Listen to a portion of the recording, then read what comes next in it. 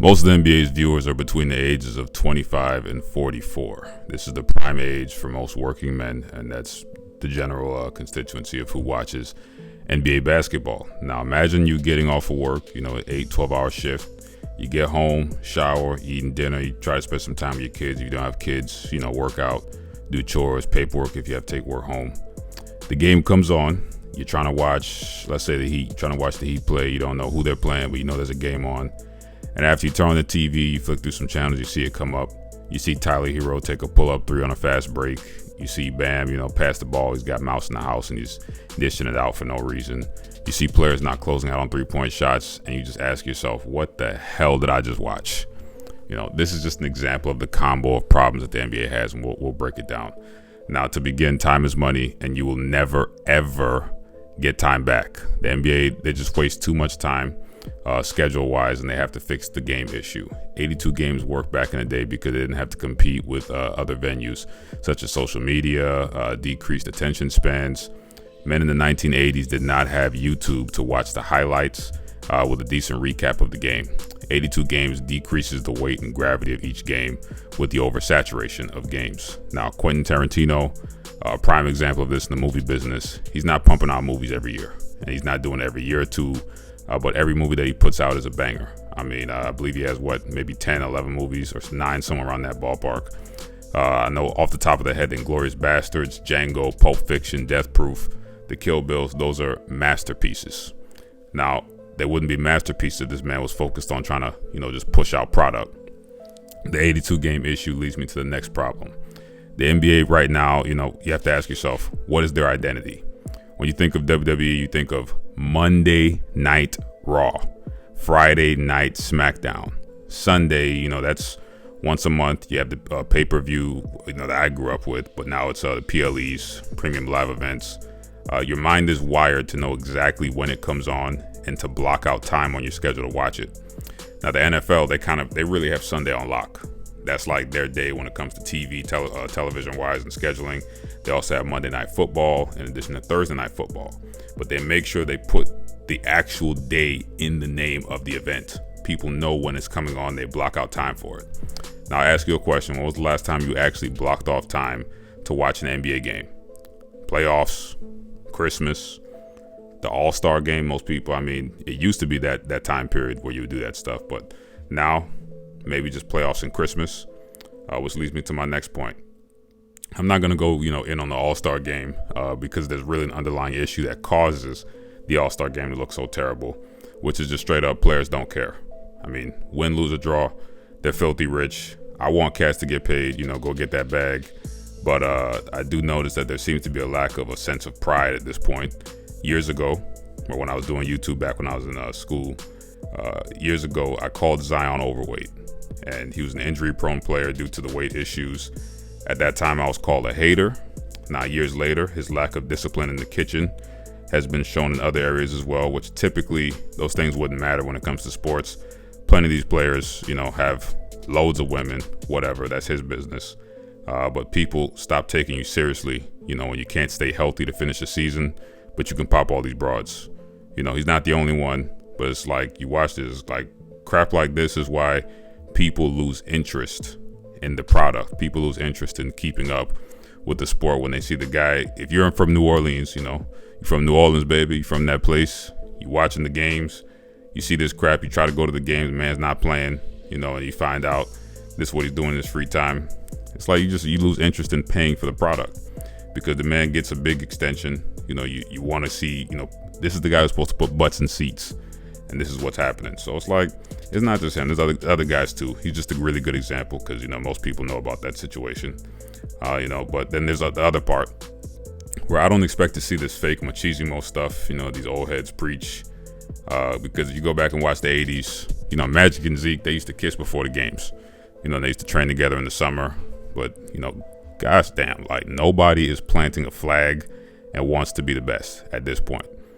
As zesty as Dwayne Wade is right now, his on-the-court action from about 2005 to 2013 was some of the best guard play I've seen, and it was clear that he was on a mission to be the best shooting guard of his generation. Now, he played during a time where Kobe Bryant existed, but he had pride. He wasn't scared and carved out a legacy in Miami, creating a winning culture. Dirk Nowitzki had one of the greatest playoff runs in history with the Mavericks. Kevin Garnett was probably the most talented power forward of his time, both ways, but both these guys did not have the kind of success that Tim Duncan had. Players and teams had identities, and the game was not just math, but it was art plus math, making it a beautiful game. Style of play is one thing, and the lack of basketball IQ is basketball IQ at this time is almost non-existential with some of these guys. You watch these guys, they're bringing their man to a spot where one defender can basically guard 2 or 3 people. LeBron, as much as I get on him sometimes, the man is a basketball genius. He is correct. If you watch some of his podcast stuff, for that he was doing with JJ Redick before, the man breaks it down. He's correct. A lot of these guys do not actually know the game. They're just very talented when it comes to their physical abilities. Now, something that the NBA and other mediums are struggling with is not just the NBA, but other places like WWE, etc. The NFL not as much, but especially WWE and some other sports or sports entertainment groups. They have problems with creating new stars. Now, there is no reason on God's green earth that old man LeBron should still be leading the league as the face and the main draw. Steph Curry is a guard pushing, what is he? He was drafted 09, so he's probably 36, 37 right now, and he's been in the league for about 16 or so years. Now, Jason Tatum is a beast. He won a chip, he got gold this summer, but people for some reason are not drawn to him in terms of star power. If you look at Nikola Jokic, Luka Doncic, Giannis, these are great players, but in my personal opinion, I believe because they're European, the average American fan doesn't really get behind them as much or as easily, despite each of these players being pretty likable. I mean, people, they like stories. We're humans, we like to have a story behind it, and if you look at this current generation, there's really no situation where there's like a Magic or a Bird or a Jordan or Kobe, Shaq or LeBron, where people love to hate these guys or hate to love them. There's no guys at this time where you really tune in to either hate on them or you really want to support them in terms of like the average person, average fan. They're not really polarizing. That trio that I listed earlier, Nikola, Luka, and Giannis, they're really pretty neutral-minded, even-keel guys. They're not really big ticket sellers like Curry or LeBron. I mean, the younger guys, because these guys I just named, they're not super young. Luka is, but they're not super young. They're in like their late 20s, getting close to early 30s. The younger guys are not taking the baton. If you look at Ja Morant, I mean, nobody's ever accused this man of being sharp mentally. Nobody. Anthony Edwards, it doesn't seem like he wants to be the face. He's more interested, popping broads, doing his thing, making jokes. He's got the talent, but I don't think he has the mentality of a Giannis, Jokic, that level of play. Kevin Durant, great player, but like Curry and LeBron, he really should not be in this conversation because he's on his way out. This is an older guy. I mean, these you need new stars, new stories, and new rivalries. Now, I brought up Luka earlier. Another problem the NBA has is they have an obscene amount of trades during a season and the lack of continuity with all the moves. If somebody took a break from watching for a year or a few months, even just a few months, jerseys are different. Courts, they're very distracting colors. That crap Adam Silver is doing, I don't know why he does it. New gimmicks are present. It's almost like wrestling with a new gimmick or something, and there's no continuity tradition-wise.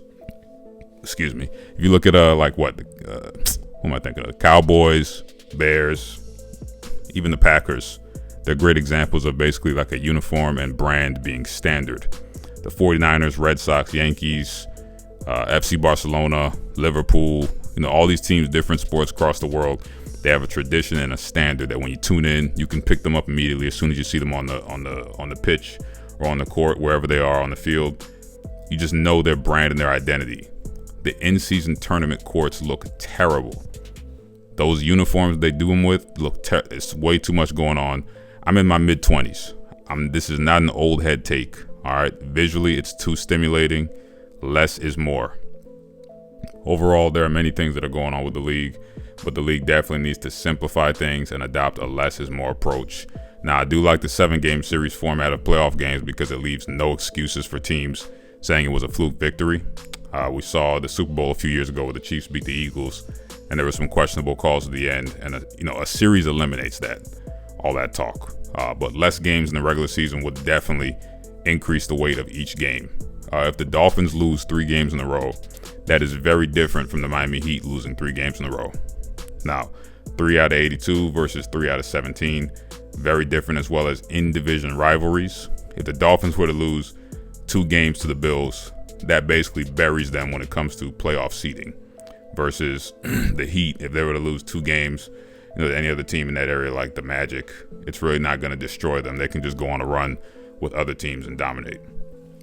Now, I don't really care about the money being given to players, but teams definitely have to stop, throwing bags and trying to look for a recreation of a specific player, the next Jordan or the next LeBron. They need to really just start looking for unique talent. Look for the next unique talent and try to build around them and create identities. If you look at Dirk, KG, Tim Duncan, that's really the best example of styles of play that I can think of in the past 20 years, and all of them being successful. You could put each of those names in a hat, Dirk, KG, Timmy, in a hat, and you pull out one of those names, and you can make a great argument as to who's the greatest, because they really all had amazing accomplishments and had done things that the other hadn't or could not do ability-wise. The league, they need to bring back rivalries. Rivalries create interest. Football had in the 2000s, you had Brady, Manning. In terms of the quarterback play, really quarterbacks never go directly against each other, but their teams. But in the 90s, they had the 49ers, Cowboys, the WWF, the thing that took them to the top. That Rock versus Austin rivalry was crazy. I mean, really, it was Steve Austin versus McMahon, but that Rock versus Austin, star for star.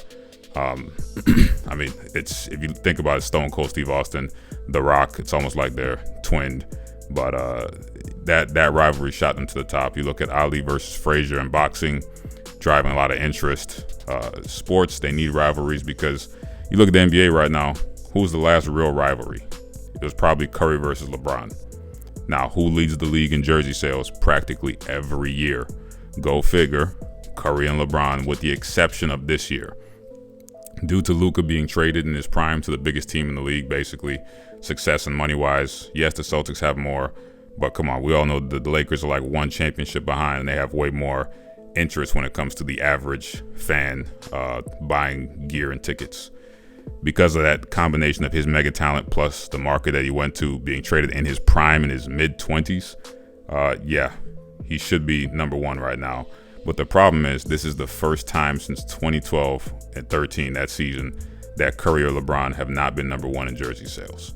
That's a problem. You have to create new stars, new rivalries, new stories, and just keep the game simple.